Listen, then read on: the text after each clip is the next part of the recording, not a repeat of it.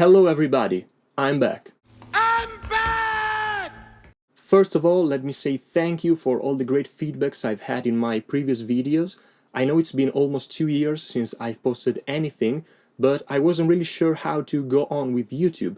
But now I'll try to be more consistent, uploading more videos and covering different topics, including guitar, which is my main instrument, and maybe doing also videos in Italian, which is my first language. So, if you like to support me and stay in touch, please subscribe to the channel.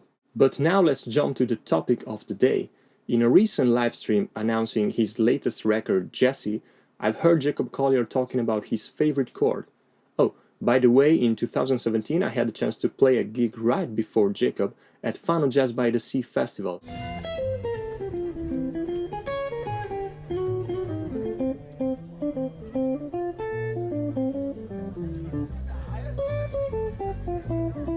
But now let's hear what Jacob said during his livestream. But I think today my favourite chord is like F, D flat, A, B, E, G sharp, which is quite a weird chord. It's like a, how would I describe that? It's like F, it's like F major, basically F major. It's got sharp 11 in it and a major 7 and a sharp 5 and a sharp 9, but basically it's just a nice chord. Okay. So to me there are two ways of thinking about this chord. And the first one implies a concept introduced by Jacob himself, which is the SuperUltraHyperMegaMetaLydian. Like SuperUltraHyperMegaMetaLydian. If we look at the chord starting from F, we can notice how he adds more and more tension using the Lydian color. And I think that he picks the notes at his own choice and creates a new and nice F chord. The second way of looking at this chord is by using voice leading and polychords. Talking about polychords, I refer to them according to Vincent Persichetti 20th Century Harmony. This book, which is not so well known, I guess, at least in Italy, covers a lot of interesting topics including mirror harmony, key centers and polychords. In chapter 7 of his book, Persichetti says that a polychord is the simultaneous combination of two or more chords from different harmonic areas. The segments of a polychord are referred to as chordal units. The resonance of a polychord is determined by the intervallic structure of the bottom chordal unit and the power of its separate tones to generate overtones.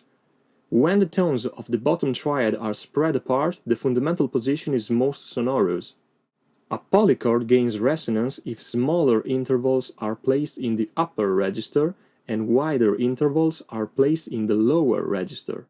Also, when the bottom chords of a polychord are placed below bass clef F, the harmony becomes muddy and an open position is better. The upper triad of a polychord depends upon its proximity to the overtones of the third and fifth of the lower triad for resonance, but a polychord may be made up of any kind of triads. I tried to find an application for this chord using it as a tonic chord on arrival point in a cadence. And in the last few days I've had in my mind the tune Misty, so I use it in the very first bars. But if we look at Misty in the key of F, we have an E in the melody, so I've dropped the G sharp.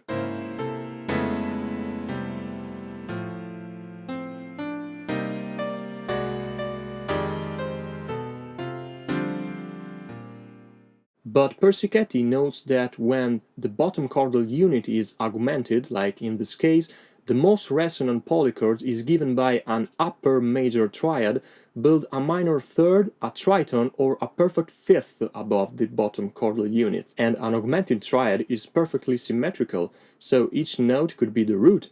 If we look at this chord, we have an upper major E triad, which can be based on an augmented A triad, so a perfect fifth apart. So I transposed the tune in the key of A, keeping the exact same voicing as before but with G sharp on top.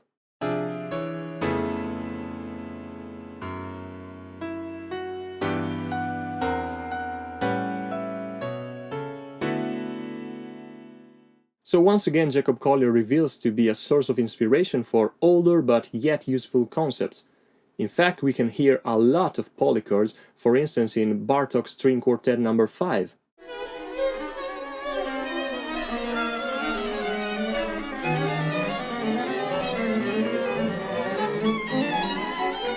So today's video ends here.